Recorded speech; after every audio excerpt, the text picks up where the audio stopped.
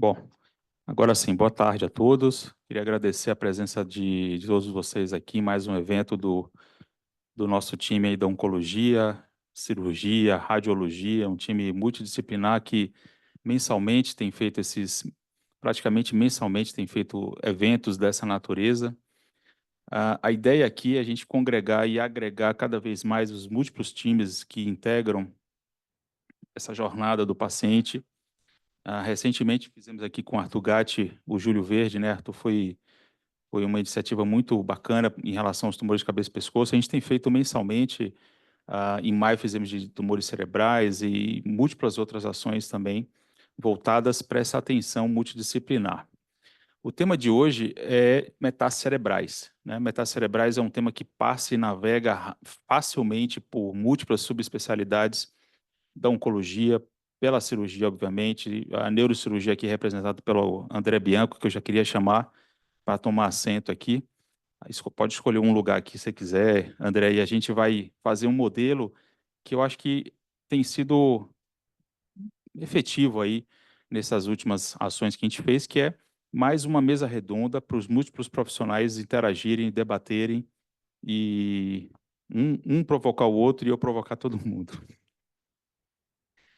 Queria chamar também o Felipe Pacheco, que é radiologista, neuroradiologista, com um foco especial aí nessas lesões cerebrais e o manejo desses casos. Chamar a Cíntia Lemos, oncologista do grupo. A Bruna, daqui a pouco chega, a Bruna Zucchetti, oncologista. Então, a Cíntia é oncologista e coordenadora do grupo aqui da oncologia. Se o doutor Carlos Dizic também quiser tomar assento, fique à vontade. Tá bom. O Carlos aí, uma figura muito conhecida também, oncologista do nosso time. Quem mais aqui? A Bruna já chega. A Paula Arruda vai entrar à distância, né, Paulinha? Acho que Paulinha já está ali. A Paula Arruda é radioterapeuta e coordenadora do serviço de radioterapia do Santa Paula. Já está a postos. Cíntia, Bruna, André, Felipe e o Mauro. O Mauro eu chamei. Mauro Tamanho é cirurgião torácico. E aí você pode se perguntar, poxa, por que um cirurgião torácico numa mesa de tumores, né, de metástases cerebrais? A gente vai discutir bastante também sobre isso. E eu, Marcos Adriel, sou oncologista do núcleo. Tenho o prazer de participar junto aqui com o Dr. Carlos, a Cíntia, a Bruna, que daqui a pouco chega. Faltou alguém? Felipe, Mauro, Paula, Cíntia, Bruna já chega, André e eu. E obrigado aí pela presença de todos. Estou vendo caras de múltiplas áreas, carinhas conhecidas de múltiplas áreas. Sintam-se à vontade para perguntar, questionar. Se tiver algum ponto que não ficou muito claro, pode nos interromper. Olha bem, trazendo aqui rapidamente esses dados de meta cerebral. Os outros eventos, né, Mauro? André já participou. Se quiser encostar um pouquinho, fica ok. Trazendo aqui o grande problema dos tumores, né, no Brasil, na última estatística de 2023. Essa é a estatística. Muitos desses tumores, a gente vê ali o Dr. Carlos muito focado em próstata e tumores do aparelho urinário, não é clássico de dar metástase cerebral, mas a gente tem ali um segundo em homens, que é cólon, que também não é o clássico, mas a gente começa a ver ali pulmão, mama nas mulheres, melanoma, né? Rim, eventualmente também, dando essas metas cerebrais. Esse é um grande problema hoje de saúde pública. Trouxe aqui alguns slides rápidos, só para a gente discutir em cima, não está passando. Você passa para mim? Mais um aqui. Pode ir. Então, são estimados aí mais ou menos 200 mil novos casos. Já pensou? 200 mil novos casos de meta cerebral, isso pode chegar até 25% dos casos em geral das necrópsias, é algo substancial. Isso tudo tem aumentado com os métodos de detecção de imagens, ressonâncias cada vez mais finas e com excelente qualidade, detectando essas lesões, né, Felipe? Então, os pacientes também vivendo mais em função dos tratamentos, e esses são os tumores que a gente vê na prática realmente impactando mais. Existe um mnemônico do inglês é Bed-Stuy-Glia. Então, de mama, pulmão, pele, trato gastrointestinal, rim, né? E tumores cerebrais ali, metástase cerebral, muitas vezes é o primeiro sintoma ou sinal que o paciente apresenta, já com um déficit motor, uma metástase, uma dor de cabeça que não passa, uma cefaleia que não passa. E a decisão terapêutica passa por múltiplos fatores, desde localização, número de lesões, sintomas e os tratamentos. A gente vai discutir aqui. Essa é uma imagem, uma coisa um pouco mais visual, para vocês verem isso tudo que eu falei, né? Então, mama, pulmão, bexiga, às vezes rim, melanoma, são todos tumores bastante frequentes aí, tanto em homem quanto mulher.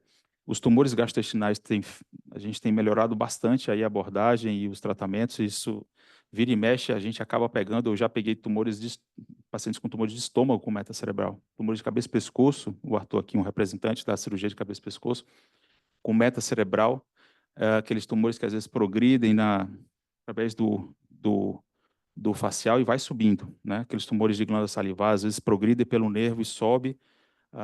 Infelizmente, isso pode acontecer, às vezes o mucoepidermóide, os SECs clássicos de cabeça e pescoço também, casos mais agressivos também pode acontecer, não é comum, isso traz um custo pessoal para o sistema muito grande mesmo. Custo, e a metacerebral tem múltiplos mecanismos, mas, resumidamente, é uma ruptura dessa barreira hematocefálica, se torna corrompida, e aí que está um dos grandes, né, um dos grandes pulos aí das terapias atuais, é conseguir fazer até anticorpo monoclonal de grande dimensão. Então, existia uma ideia de que não penetrava, mas penetra, não são só as pequenas moléculas TKIs, mas as moléculas maiores, os anticorpos monoclonais, também até quimioterapia, como já vou mostrar. Vou trazer aqui alguns casos para a gente conversar a provocação. 81 anos, não tabagista, cefaleia, convulsão, massa pulmonar, vários outros nódulos e essa lesão isolada. Queria começar aqui com a... Deixa eu ver, quem quer começar? O Felipe, né? Tem pouca imagem, Felipe, mas é isso aí, só tinha isso aí. Se quiser descrever com essa única Não, mas acho imagem. que essa imagem aí mostra um ponto importante, né? Ter um pós-contraste, que é quando que a gente pensa em meta, né? Se não viesse na história, nem que tinha tratamento oncológico, nem nada. Mas quando é uma lesão superficial, córtico-subcortical, então, assim, bem entre a transição e o córtex, a substância branca, a gente sempre tem que pensar em meta cerebral, né? Porque é uma lesão de disseminação hematogênica. Aí é o que a gente usualmente coloca no laudo. É uma lesão nodular, disseminação hematogênica. Pode ser infecciosa, pode ser meta. Então, essa imagem foi muito feliz, porque é um dos pontos principais que a gente olha na imagem. E o segundo ponto que eu colocaria seria a sequência flare, né? Que a gente vê aquela área de edema em volta. E por que é importante? É que toda lesão tem edema. A gente fala que a meta ela tem uma desproporção do tamanho da lesão para o edema. Então, se você vir uma lesão córtico-subcortical e com edema muito exuberante em relação ao tamanho da metástase, ao tamanho da lesão, aí a gente pensa em meta cerebral. Obviamente, se vier, né, já acompanhando com, com com uma lesão oncológica, aqui no caso um adeno-CA, aí tudo bem, fica mais fácil para a gente, mas pelas técnicas convencionais, seriam esses dois pontos principais que eu chamaria a atenção para a gente começar a discussão. Perfeito. Aí agora eu queria incluir a Paula, a Cíntia e o André. E aí?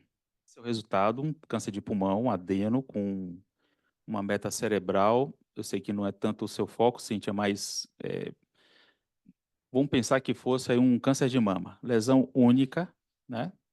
André e Paula se sintam aqui também na conversa. E aí, vamos para a cirurgia? Vamos para como abrir o ALK aí, se fosse um R2, por exemplo, Cíntia. E Paula, radiocirurgia acabou, vamos começar essa rodada aqui para a gente ver manejo de metacerebral. Você vê que metacerebral é um mundo de coisa, pode ser lesão única, localização mais superficial, como o Felipe falou, não é aparentemente uma área tão eloquente, né, Felipe? Ah, assim, tem múltiplas formas de abordar esse caso, então isso reflete claramente a realidade do oncologista entre essas três opções. Sem dúvida. Tratamento sistêmico, né? Rádio ou cirurgia. Eu vou contribuir um pouquinho aqui, embora eu não faça pulmão, mas sem dúvida, novas terapias, né? E os TKIs, muitas vezes, quando a gente tem lesões cerebrais, a gente tem até que considerar se realmente você vai levar esse paciente para tratar, porque as respostas são muito boas. Eu não sei aqui, criso, né? É opção. Eu não sei a penetração do criso, mas aqui eu acabaria mandando para a Paula, para a gente avaliar. Eu acho que seria um tratamento menos invasivo para o paciente, né? E já que ela vai precisar receber terapia sistêmica, né? Então, eu mandaria para avaliação de radiocirurgia, pensando numa lesão. Se o pulmão fosse uma mama com meta cerebral única, mudaria alguma coisa? Faria a mesma coisa, que ela tem uma meta sintomática, né? E, sem dúvida, hoje, dentro de HER2, a gente tem drogas que têm penetração em sistema nervoso central, então isso traz um alento maior para a gente, mas ainda, como é uma paciente que tem sintoma, eu acho que tem que resolver antes da gente pensar numa resposta sistêmica. André vai para fora. As coisas mudaram bastante, né? O sintoma foi aberto com sintoma neurológico. O que era o sintoma? Tá. Pela idade, lesão única, já temos o diagnóstico aí, ele já fez. Excelente performance, fazia jardinagem em casa. Esse é o quadro dela. Até há tempo atrás, eu mesmo indicaria precocemente, né, uma abordagem para ressecção. Mas a gente tem que lembrar e pensar que a cirurgia ela é mecânica, então, e hoje em dia, com as terapias, e a Paula vai falar melhor também, com a melhora da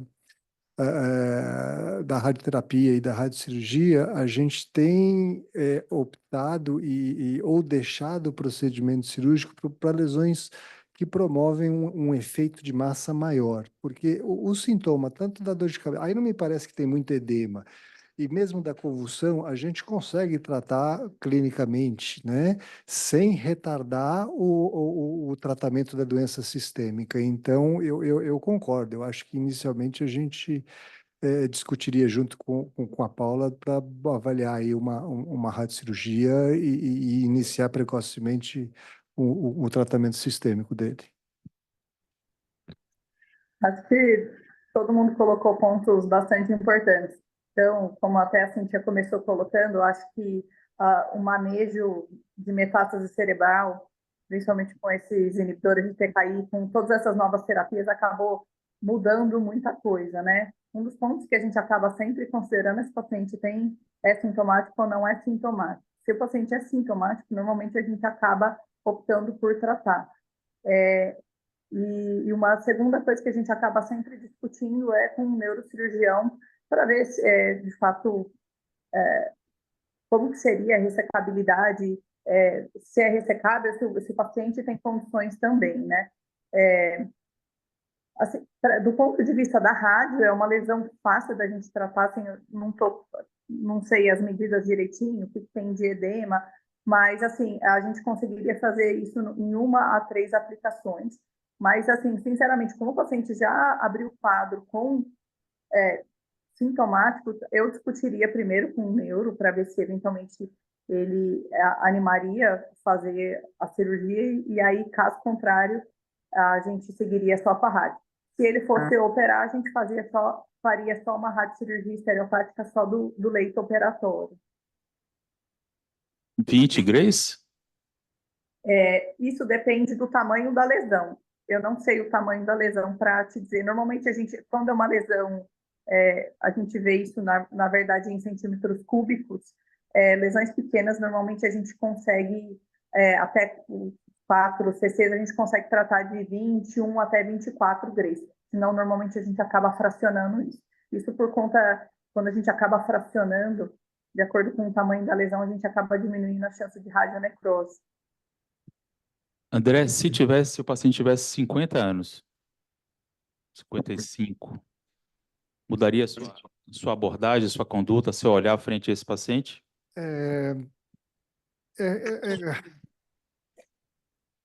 Lógico, quando o paciente é mais novo, a gente tem a tendência a ser um pouco mais agressivo, mas eu discutiria isso.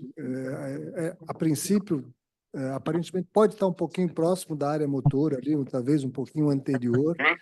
Ela é acessível do ponto de vista cirúrgico, né, técnico cirúrgico, com baixíssima morbidade.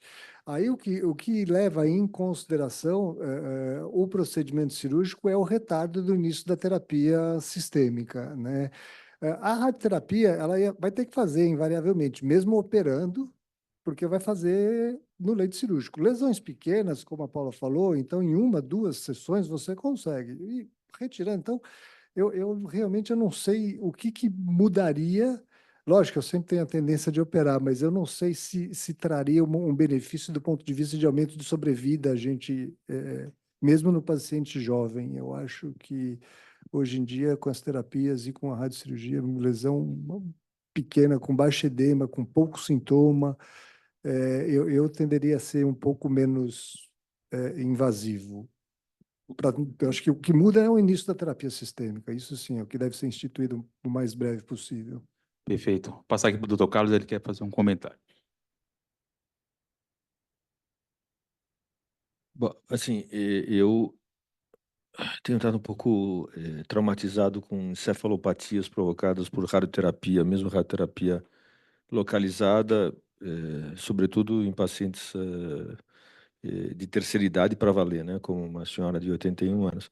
Então, eu estava procurando qual é a droga que trata a fusão de álcool, que é o brigatinib, não é isso? Ou uma delas, né? E eu tenho alguma experiência com anti-EGFR lá atrás, com erlotinib, com gefitinib e tal, e tendo tratado mulheres não tabagistas com metástase cerebral e com uma resposta impressionante. Então, eu trago aqui a provocação de por que não tratar sistemicamente, imediatamente, com a droga oral e depois ver o que faz.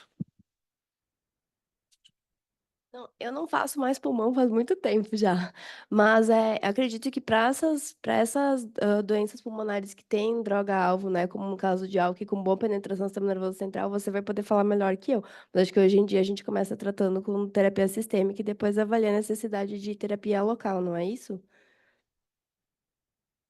Deixa eu fazer uma provocação para a Paula. Paula, se fosse uma lesão um pouquinho maior, com muito edema,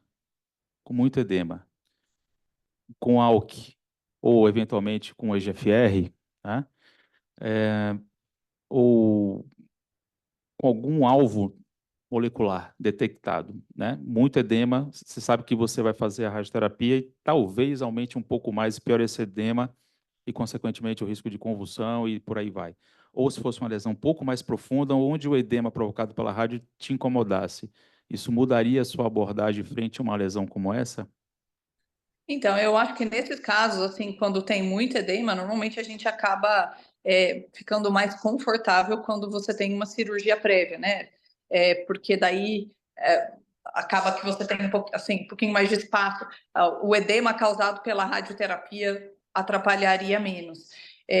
Eu acho que o grande ponto desse caso aí, que eu acho que até vocês poderiam falar, eu acho que assim, o paciente abriu com um quadro neurológico. Então, eu não sei se só a terapia-alvo seguraria, por isso que assim, eu pensei inicialmente em já fazer a radiocirurgia, né? Concordo, doutor Carlos, que você teve aí alguns casos, mas normalmente com radiocirurgia a gente acaba vendo bem tranquilo, assim, chance de encefalopatia quando a gente faz radiocirurgia, lesões pequenas, assim, é bem difícil da gente ver. Então, assim, eu não sei se vocês ficariam confortáveis de fazer só aí alguma droga-alvo e não fazer nenhum tratamento, já que esse paciente abriu o quadro com sintoma assim, com cefaleia, teve uma crise convulsiva. Né? Acho que assim, a gente acaba sempre tendo grandes discussões aí no Tumor Board em relação a quando tem um caso assim. Queria saber a opinião de vocês, assim, mesmo o paciente assim abrindo com cefaleia e convulsão, jogo para vocês de volta. Vocês ficariam tranquilos em fazer só o inibidor de TKI? Olha, vocês estão vendo a provocação e como é difícil esse manejo Parece simples, mas olha quanta debate, quanta discussão tá em um slide só. Então, não é... Meta cerebral é um grande espectro de doenças e tem todas essas nuances, localização, de número de lesão, idade, performance status, se tem ou se não tem um alvo molecular e por aí vai. Alguém quer responder essa provocação da Paula?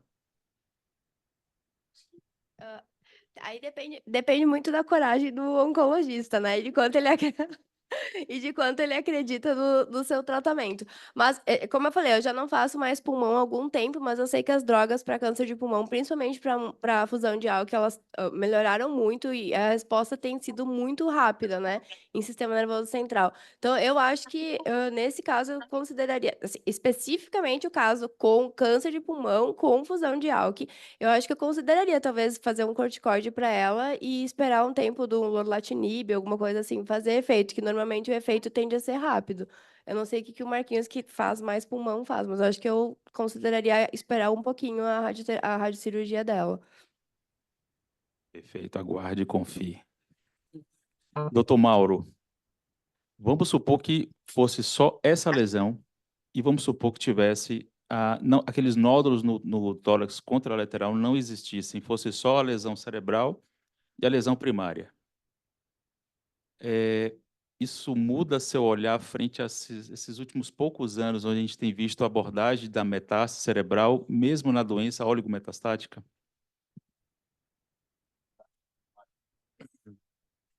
Aí, bom, aí naquele caso hipotético de 50 anos, aí e ele tem uma metástase única e a lesão do pulmão é ressecável, aí eu preciso que André tire. Aí eu vou pedir que opere, assim. Mudou muito, né? Hoje, estadio 4 metastático, como você mostrou, 20 a 30% dos pacientes com câncer de pulmão vai ter uma metástase cerebral, então faz parte de nosso... Quando a gente diagnostica câncer de pulmão, solicitar tomografia e ressonância de crânio, né, para mostrar, e dependendo do tipo histológico, pequenas células, 80% vai evoluir com uma metástase cerebral. Então, já, dependendo do tipo histológico, já tem algumas coisas, a gente já espera que ele tenha metástase. Então, se esse paciente entra no quadro de oligometastático, né, tem uma metástase única e uma ressecção e uma lesão pulmonar pequena que é ressecável, aí vai ter que operar, irradiar, fazer tratamento sistêmico, a gente depois avaliar o mediastino e se é negativo, se não é N2, operar o pulmão. Quando eu comecei a trabalhar como cirurgião torácico, comecei a trabalhar no Santa Marcelina e tem um centro de cirurgia, neurocirurgia muito forte.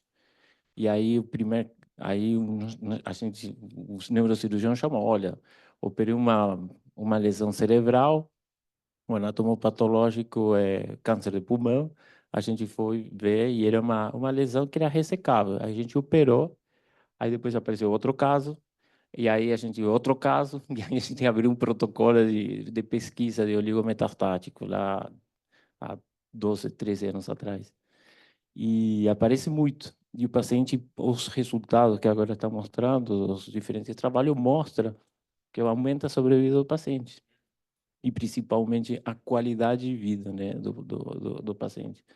Então, se é oligometastático, opera o cérebro, irradia, tratamento sistêmico e a gente vai para o pulmão. Algumas lesões, tipo oligometastático em adrenal, cérebro ou algum outro órgão, a gente consegue operar o pulmão. E isso a gente está vendo cada vez mais flexível. Obviamente, né? Oligometastático tem diferentes tipos de abordagem. Alguns falam 3 metástases, outros 5. A gente considera que menos de 5 lesões ressecáveis e que tem a possibilidade de tratamento sistêmico, depois a gente opera o pulmão.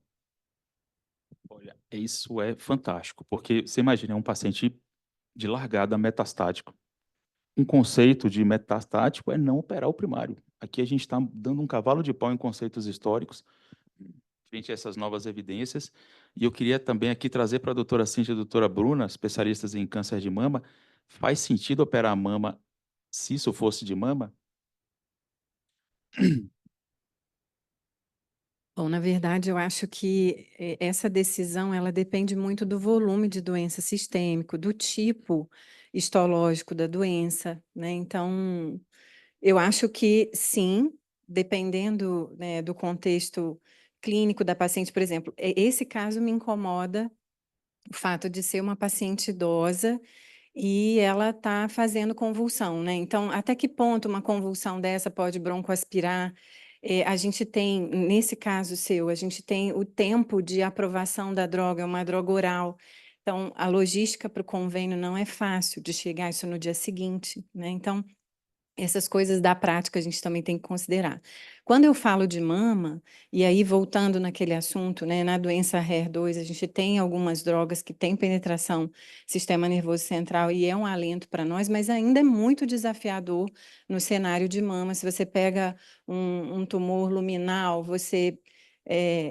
a gente ainda está patinando, apesar de ter drogas chegando, né, com penetração em sistema nervoso central.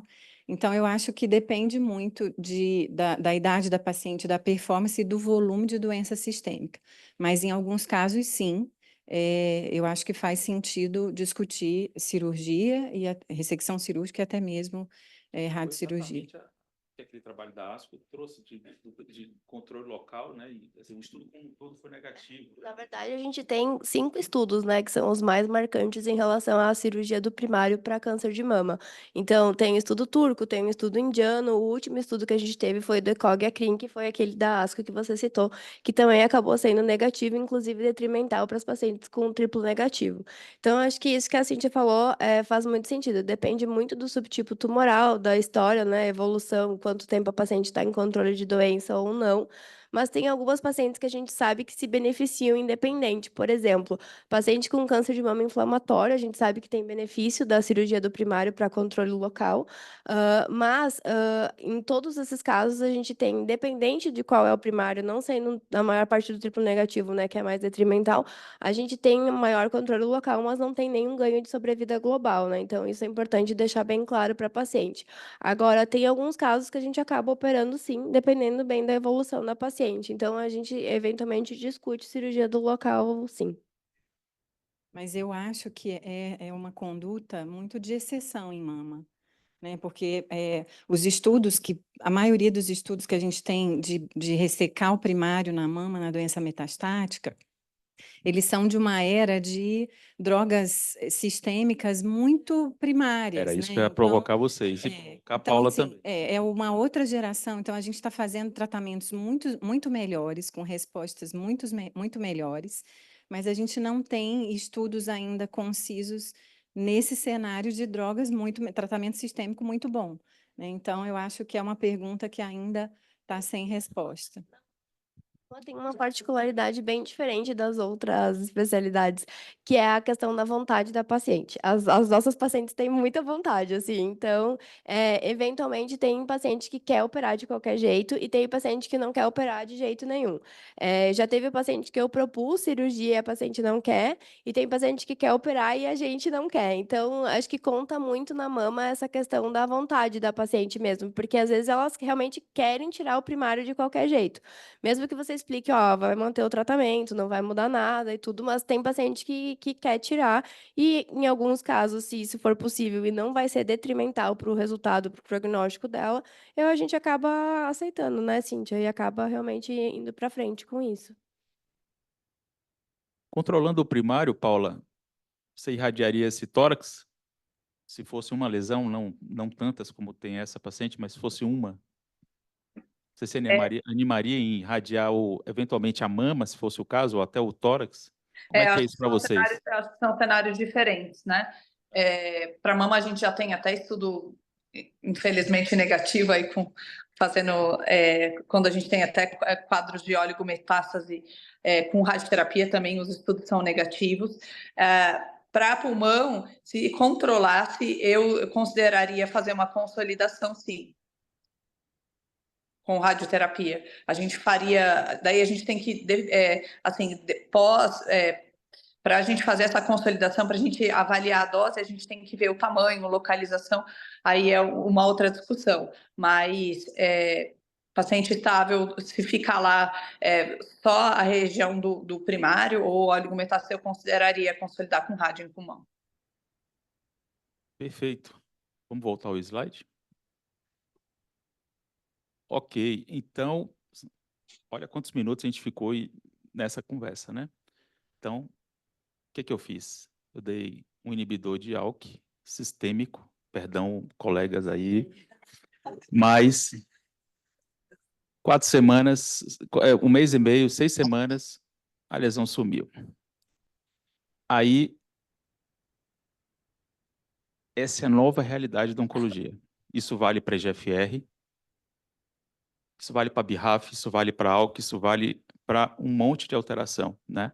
E talvez câncer de pulmão seja esse protótipo do sucesso dessa chamada oncologia de precisão, medicina personalizada, oncologia personalizada, porque a gente consegue ter resultados como esse. E não são raras às vezes. A gente consegue até esse tipo de coisa com quimioterapia sistêmica, isso aqui bem old school. Se ela não tivesse uma cirurgia, ou você iria fazer só quimioterapia? Esse é o próximo caso. A gente vai ter mais não sei quantos minutos para a gente conversar, mas eu vou tentar passar rapidamente aqui, mas essa é uma provocação boa. Então, temos aqui as quimioterapias, várias delas. Então, pemetrexed, que é o Alinta, talvez seja a droga de uso mais corriqueiro que tem a melhor penetração central dessas drogas, né? Então, câncer de pulmão hoje não é uma doença só, assim como mama não é uma doença só. Vocês observem que esse tipo de fatia de pizza aqui, né? Esse formato em pizza, olha quantos alvos moleculares e todos eles com sua respectiva droga-alvo e um grande representante aqui, a gente tem a EGFR como o druggable, digamos assim, né? O acionável mais comum, tendo aqui o osimertinib, o Tagrisso, como o seu maior representante, com taxas de resposta muito altas, né? Então, é tão importante a gente fazer essa pesquisa num paciente com câncer de pulmão adenocarcinoma metastático, porque quem tem o alvo e recebe a respectiva droga-alvo, olha como eles vivem mais. Isso é muito importante. Isso está acontecendo em pulmão, isso está acontecendo em múltiplas outras neoplasias. Em câncer de pulmão, a coisa é tão dramática que tem 4 grandes estudos, fase 3, todos eles em publicação de New England. A gente observa aqui o osimertinib melhor do que o braço controle de quimioterapia pós-progressão inibidor de primeira geração. Isso no cenário metastático, de segunda linha, digamos assim, né? Se fosse considerar pós-progressão inibidor de primeira geração uma primeira linha, o osimertinib foi melhor do que químio. Ele foi melhor do que o outro TKI em primeira geração, de primeira geração em primeira linha. Ele foi melhor também em relação ao braço controle associado à quimioterapia na primeira linha. E ele foi melhor na adjuvância, ele preveniu a ocorrência de meta cerebral em quem não tinha, de forma muito mais eficiente também. Então, de fato, o sucesso dessa oncologia de precisão perpassa um monte de drivers em câncer de pulmão e passa também por outras neoplasias. A gente vê pâncreas, cadê o Felipe? Está aí? Não. Então, tem vários alvos. Isso está acontecendo também em coloretal, isso está acontecendo em câncer de mama. Aqui a gente tem as meninas aí super especialistas em câncer de mama, em colangiocarcinoma, então múltiplas áreas da oncologia com esses alvos, suas respectivas drogas e todas elas com penetração externo nervoso central. Aqui um exemplo muito dramático, recentemente publicado, de tucatinib, que é uma droga que foi associada a um anticorpo monoclonal, um TKI associado a um anticorpo monoclonal e o capecitabina, com respostas absurdas também em meta cerebral. Então, esse é um novo universo que a gente se depara. E vamos passar para o caso 2. Por que é tão importante hoje em tumores sólidos avançados se fazer essas pesquisas? Porque as drogas-alvos estão aí. E aí vem a pergunta da Bruninha, da doutora Bruna, onde que entra e como é que é o manejo de quem não tem nada disso? Eu vou trazer um outro caso de pulmão, mas isso podia ser qualquer neoplasia, né? Então, essa é uma outra paciente, também aqui vocês observam que já tem um perfil de PDL1, que é um outro marcador muito comum, muito corriqueiro na oncologia torácica, isso é corriqueiro em câncer gástrico, colo uterino, câncer de cabeça e pescoço, né, Arthur? e tantos outros. E essa paciente aqui já tem múltiplas metástases, não é uma só, né? Observem aqui os testes moleculares para ela foram negativos, só o PDL1 que foi positivo, só entre aspas, né? Que é o PDL1 de 50% é bastante coisa.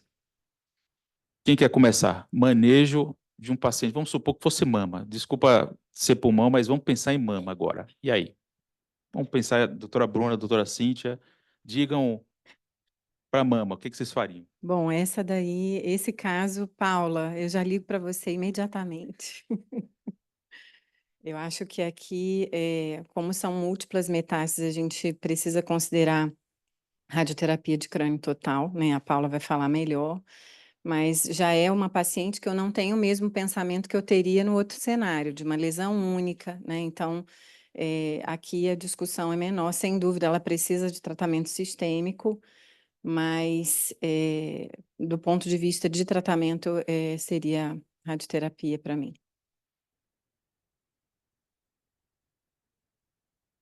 Eu concordo com a Cíntia, acho que né, discutiria com a Paula, com o pessoal da radioterapia, eu concordo. Primeiro, o tratamento dela teria que ser a parte do sistema nervoso central. Uma coisa que talvez acho que dê para avaliar, eu não sei quantas lesões ela tem, se dá para fazer uma radiocirurgia ali ou se vai precisar fazer um rádio de crânio total mesmo. Aí a Paula que vai poder falar ali para a gente se tem como poupar ela de um crânio total ou não. Na verdade, de fato, a gente teria que ver com calma e ver quantas lesões que tem. Hoje em dia, até mais do que discussão de número, é muito volume. Às vezes a gente consegue tratar 10 lesões com radiocirurgia sem problema. Se a gente não conseguisse, uma segunda opção seria a gente fazer uma radioterapia de cérebro total com poupação de hipocampo. Quando a gente usa essa técnica, a gente precisa não ter lesões até 5 milímetros da região do hipocampo. Então, daí precisaria do Felipe aí também. E aí associar, eventualmente, se a gente fosse fazer um cérebro total à memantina. E aí, Felipe, quer comentar aquelas lesões? Eu não sei se foi proposital, mas o Costa tá bem no hipocampo, tem uma lesão ali, né? Do lado! Puta, velho. Nele. Esse caso, eu acho que daí seria só cérebro total com memantina. Tentaria associar, para tentar diminuir um pouquinho de chance de déficit cognitivo.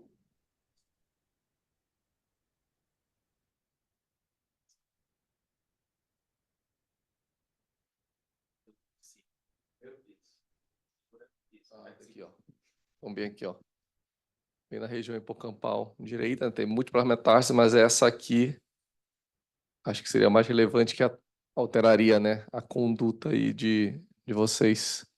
Agora, interessante, Paula, é legal essas reuniões assim multidisciplinar, que você falou, né, que depende muito do volume da lesão, né? E nós, como radiologista, a gente usa muito, segue o Rano para metástase, né, que diz que uma mensuração em 2 eixos, né, é suficiente. A gente acaba dando trabalho mais para vocês, né, que tem que pegar e fazer os 3 eixos para vocês calcularem o volume, né? Então aí é um ponto, porque tipo, no caso a gente coloca em 2 eixos, vai começar a ser mensurável acima de 10 milímetros, depende do corte também, pode ser 5, mas a gente nunca mede o volume, né, que é diferente para a radioterapia de vocês. Então, bom saber isso. E aí por isso que às vezes vocês ligam, né, para a gente medir, para fazer e ter os 3 eixos. E nem sempre é possível, né? Por isso que é importante saber também qual o acompanhamento para fazer o protocolo específico, porque aí para fazer a mensuração em 3 eixos tem que fazer um volumétrico para ter o axial, o sagital e o coronal. Então aí também o protocolo varia quando é o paciente para primário, para metástase ou para outra queixa neurológica. André, nem passaria perto do seu consultório um paciente desse, né? Eu acho que só se ele abrisse o quadro com convulsão e me procurasse inicialmente antes Ou de sangramento, né? ou um pequeno sangramento, talvez de melanoma, uma cefaleia súbita, talvez, mas e realmente o tratamento é sistêmico. Aí a gente torce para uma droga nova atuar e a gente não precisar tanto da radioterapia whole brain aí, porque realmente, com uma expectativa de vida, o declínio, o déficit cognitivo, ele é imperdoável, infelizmente. Queria fazer uma pergunta. A gente teve 2 casos aqui que a doença era um adenocarcinoma. né? A gente sabe que o adenocarcinoma, quando metastatiza, ele, apesar de ser um pouco mais precoce que um carcinoma espinocelular, ele tem uma diferenciação um pouco menor do que uma metástase de um carcinoma espinocelular, que quando metastatiza já tem uma diferenciação um pouco maior. No caso de a gente tratar essas lesões como se fossem carcinomas espinocelulares, mudaria a percepção do tipo de tratamento que vocês estariam propondo ou não? Faria da mesma forma como se fosse um adenocarcinoma? Tanto do ponto de vista cirúrgico quanto do ponto de vista terapêutico por rádio ou imuno quando fosse indicado. Podem responder, vamos lá. Eu acho que do cirúrgico não muda, não. Assim, eu acredito que quando a gente olha para os adenocarcinomas, aí o Marcos ele pode falar melhor, porque é a área dele. No adenocarcinoma, a gente tem oportunidade de ter mais alvos do que no SEC, né? Então, mas eu acho que em relação ao approach em si, nesse caso aqui, eu acho que não muda, né? Então, Acho que se fosse um carcinoma epidermoide, a gente estaria mais seguro de mandar para radioterapia. O adenocarcinoma, ele abre uma possibilidade de alvos moleculares que é impensável hoje. O carcinoma epidermoide ficou na poeira em relação aos adenos.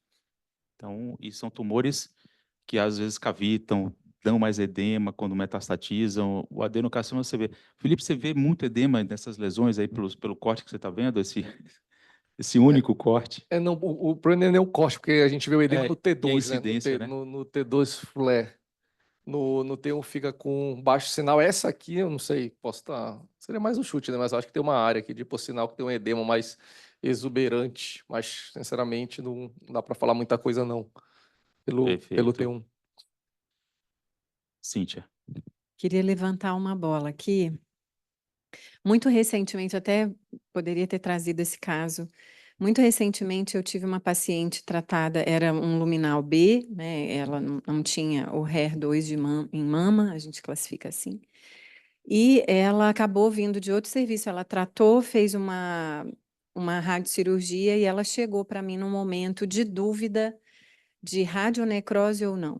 E ela começou a ter sintomas, ela teve alguns espasmos esporádicos, como se fossem crises isoladas, muito sutis, e com aquela lesão ali tratada e um edema perilesional muito importante, né? Então, eu acho que é muito importante na paciente tratada, e aí o Felipe, sem dúvida, na ocasião eu cheguei a fazer, né, ressonância com espectro, enfim, a gente começa a tentar, até sintilo cerebral ela fez, para poder a gente tentar saber se aquilo era tecido viável, ou se era só de fato radionecrose. Eu acho que a Paula, ela provavelmente vive muito esse dilema também, e isso às vezes cai na mão do oncologista e a gente fica, nossa, e principalmente nesse caso que a paciente não tinha nada mais sistêmico, ela estava com a doença totalmente controlada. E o que ia mudar a minha conduta seria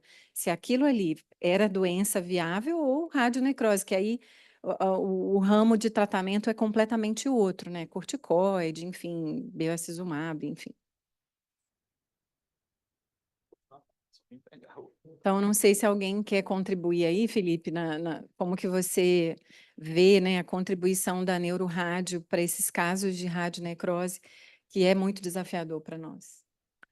Se fosse uma aula expositiva, seria lindo, porque aí consegue pegar os casos selecionados, e realmente a gente tem técnicas que ajudam essa diferenciação, né?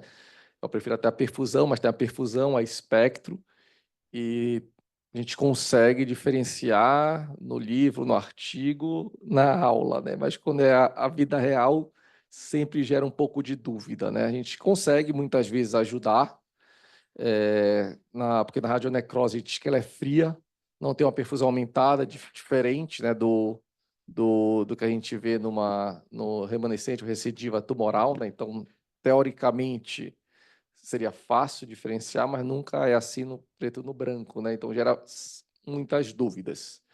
Mas, sim, a gente tem técnicas para ajudar a fazer, principalmente que a gente chama de técnicas avançadas, que é perfusão, espectroscopia, o contraste, dificilmente, aí nesse caso, as técnicas convencionais, a gente vai conseguir diferenciar uma da outra, mas na prática, no dia a dia, gera muita discussão também. Converso muito com a Paula, a gente discute muito, não é.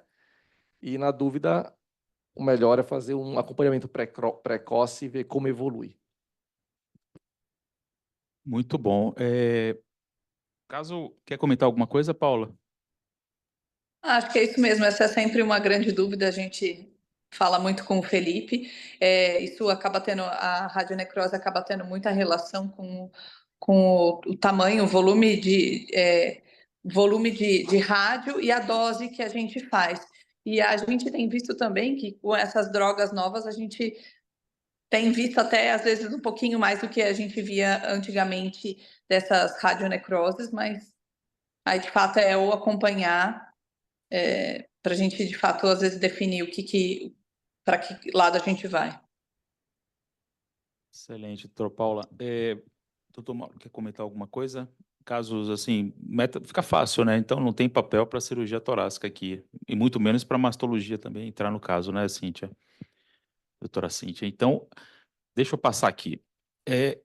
Essas são as opções, assim, pode fazer uma radiocirurgia, é possível, aí a doutora Paula tem que calcular com muito cuidado aí o volume, uma whole brain, né, o cérebro total, QT, era o que a gente eventualmente fazia em casos muito selecionados, principalmente com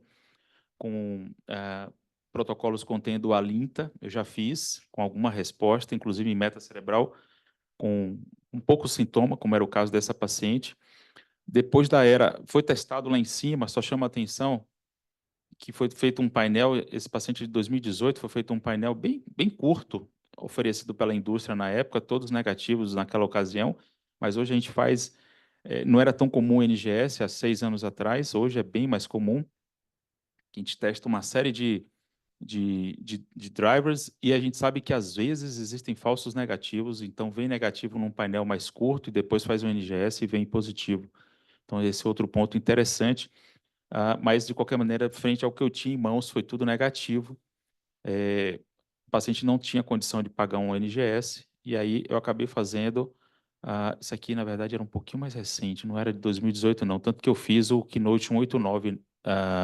O Keynote foi apresentado na ACR de 2018. Esse aqui eu acho que é 2019, pessoal. Essa data aqui que eu coloquei está errada. De qualquer maneira, então, foi o que eu fiz para esse paciente, que o Keynote 189 é químio mais imuno. Então, uma atitude muito arrojada, o paciente estava oligossintomática, clinicamente muito bem, e eu fiz essa abordagem aqui para esse paciente. E ela teve uma resposta brilhante, brilhante. Não é comum de se ver isso, tá, gente? A gente só traz os casos que dão certo, né? De qualquer maneira, só para quebrar esse tabu, que imunoterapia penetra o sistema nervoso central. E penetra muito bem. A gente tem os estudos de melanoma, que são esses dois aqui, o ABC e o Checkmate 204. Nosso grupo, o Dr. Rafael Schemerling, é muito focado nessa área de tumores cutâneos, melanoma. E em câncer de pulmão, tem múltiplos exemplos de penetração do sistema nervoso central.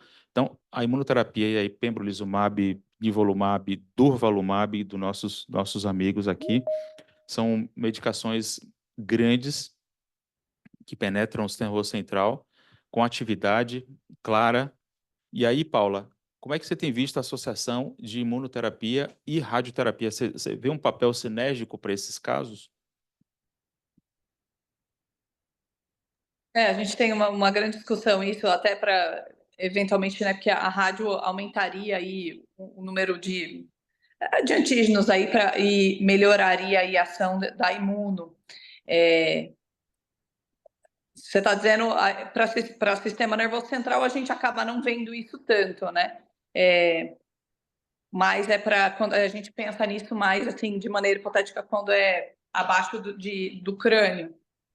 Mas eu acho que é uma possibilidade aí, uma coisa para a gente discutir, sim.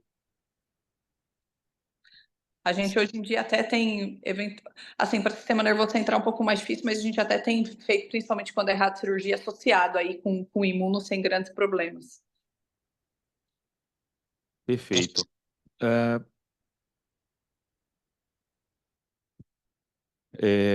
Esses dados de químio mais imuno, isso tem múltiplas evidências, não só com o pembro, mas com durva. Esse é um trabalho, são curvas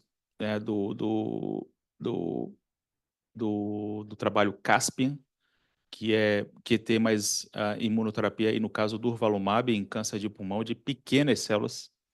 Vocês observem curvas muito abertas. Então, esse padrão que a gente vê em respostas quando se associa quimioterapia com imunoterapia. Em câncer de pulmão, a gente vê isso em mama, a gente vê isso em estômago, em esôfago, né? E estão chegando agora os ADCs. O mais recente deles foi o trastuzumab deruxtecan.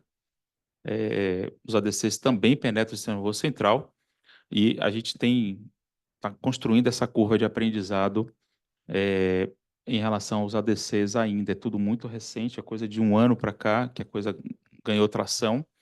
Mas queria saber se vocês têm alguma pergunta, alguma dúvida, algum questionamento direto aqui para os nossos panelistas. Eu queria só complementar aqui que para nós é sempre muito desafiador a metástase cerebral, e algumas vezes essas pacientes acabam saindo com sequelas, e eu não poderia deixar de incluir aqui, né, a necessidade da abordagem multi, porque vejo muitos das nossas equipes aqui, o impacto dessas pacientes na limitação funcional, né, existe... Por exemplo, o Dr. Carlos teve a encefalite pós-rádio, então existe um déficit neurológico dessas pacientes, principalmente quando ela é mais jovem, mais ativa, e a gente precisa desse suporte multiprofissional, muitas vezes da fisioterapia para uma reabilitação, da psicologia, por conta de toda a limitação que essa paciente ou esse paciente precisa encarar num novo cenário. E não foi o escopo da aula, mas eu acho que o que me angustia mais que meta cerebral é quando a gente tem comprometimento de meninge, né? A carcinomatose meninge ainda é uma necessidade que não foi atingida. Eu acho que a gente conseguiu, com as técnicas de radiocirurgia, com as técnicas de cirurgia, a gente conseguiu muito na lesão cerebral per se, mas quando a gente olha o comprometimento meníngeo, é aquele exame que você olha e você fica triste, mais triste do que quando você vê as lesões cerebrais em si, né? Então, fica aí só esse apelo, né, da necessidade da gente trabalhar todo mundo muito junto para oferecer uma qualidade de vida para essas pacientes. Doutor Felipe, comentários finais. Não, só reiterando aí, né, necessidade de um protocolo adequado por imagem, quando está na suspeita de meta cerebral. A gente faz algumas sequências que a gente consegue ver melhor lesões pequenas, então não é igual o protocolo padrão, então a necessidade de a gente discutir, e inclusive também para, como foi colocado aqui, de disseminação leptomeníngea. Também uma sequência, a gente faz um flare, né, que acho que vocês conhecem tanto, que a gente fala pós-contraste, e que não é habitual. Como o flare ele satura o sinal do líquor, a gente faz o flare e injeta o contraste para ver se justamente onde está o líquor não tem o realce. Então, fazer o protocolo de imagem adequado e ter essa discussão aqui com todos que a gente está tendo e ter no dia a dia é fundamental, né? E para nós radiologistas, para melhorar o nosso relatório e para melhorar o que a gente pode fazer pelo paciente. Doutor André. Doutor Mauro. O que a gente tinha comentado, né, que vão surgindo novas terapias, novos tratamentos, novo tipo de droga, técnica cirúrgica, radioterapia. Então, são pacientes que antigamente a gente fechava a porta, nada a oferecer e largava, e hoje você muda, né, a sobrevida e a qualidade de vida do paciente, né? Principalmente a qualidade. Todos os trabalhos mostram que esse ganho de sobrevida global não tem. Quando você vê a qualidade, aí muda, né? Então, acho que são pacientes difíceis, né? Porque a gente está entre o que está no livro e não, são caso a caso precisa ser discutido, mas que agora tem opções de tratamento. Doutora Paula. Acho que é bem isso, né? Acho que cada vez mais a discussão vai ficando multidisciplinar, então com essas drogas novas mudou um pouco o algoritmo de tratamento. Acho que de fato, avaliar bem numa equipe, o paciente é assintomático, não é assintomático, o que tem de mutação aí, eu acho que acaba mudando bastante aí o que hoje em dia a gente faz no dia a dia, mas também com certeza a radioterapia evoluiu, então hoje em dia a gente consegue entregar melhores tratamentos com menor toxicidade, para também não atrapalhar esses pacientes que vão viver a mais longo prazo, né? Perfeito. E como mensagem final da oncologia é isso, é a necessidade de fazer os testes moleculares em mama, em fígado, até em fígado tem, né, cólon, colangiocarcinoma em pulmão, então nem se fala, a quantidade de alvos, EGFR disparadamente, assim, do ponto de vista prático, é o que domina. Esse caso especificamente foi de ALK, mas isso podia ser muito bem, facilmente aplicável a uma metacerebral de EGFR, né, de câncer de pulmão com mutação do EGFR e em uso de osimertinib, de Tagrisso, por exemplo. E o manejo não seria diferente, eu faria a mesma coisa. Eu tentaria o tratamento sistêmico, o TKI, antes de operar e antes de fazer até a radioterapia. E whole brain, eu acho que para um caso como aquele, o primeiro, não faria de jeito nenhum. O paciente, apesar da idade, mas eu tentaria, se está bem, não tem uma urgência de tratamento, não é uma área eloquente, o número também contribui bastante. E eu teria dúvida se o segundo viesse positivo com um EGFR mutado, talvez eu fizesse a mesma coisa e não irradiasse, viu, Paulinha? Talvez eu fizesse isso de cara também. É uma prova terapêutica, essas drogas fazem o paciente responder muito rápido. E a penetração é rápida, a melhora sistêmica e cerebral é muito rápida. Isso vale para os imatinib, isso vale para os inibidores de ALK, os inibidores de BRAF. E tenho até minhas dúvidas, viu, doutora Cíntia? Até o R2, se a gente tivesse uma aprovação ultra fast, assim, ultra rápida, para o primeiro, talvez, para o segundo, talvez não. Talvez, eu acho que controlar, enfim, tem uma série de possibilidades, né? E o segundo caso foi um pouco mais desafiador. A ideia de fazer um tratamento como aquele não está longe de ser o padrão, mas acabou dando muito certo para esse paciente. Mas para trazer como um paradigma de que imunoterapia penetra seu nervo central. E penetra muito bem, como a gente viu, né? Eles são sinérgicos e isso acontece em múltiplas terapias, em múltiplos alvos, em múltiplas neoplasias primárias. Bom, 1h, a gente pode encerrar 1h10. Vamos encerrar. Eu queria muito agradecer ao Dr. André Bianco, neurocirurgião da casa, Dr. Felipe Pacheco, neuroradiologista, doutora Cíntia Lemos, oncologista, Dr. Mauro Tamanho, cirurgião torácico, doutora Paula Arruda, radioterapeuta, a doutora Bruna Zucchetti, doutor Carlos, doutor Arthur Gatti, todos vocês que estão aqui, em especial o time da AstraZeneca, que nos proporcionou e nos ajudou bastante nesse evento. Sem vocês, esse evento seria menor, certamente.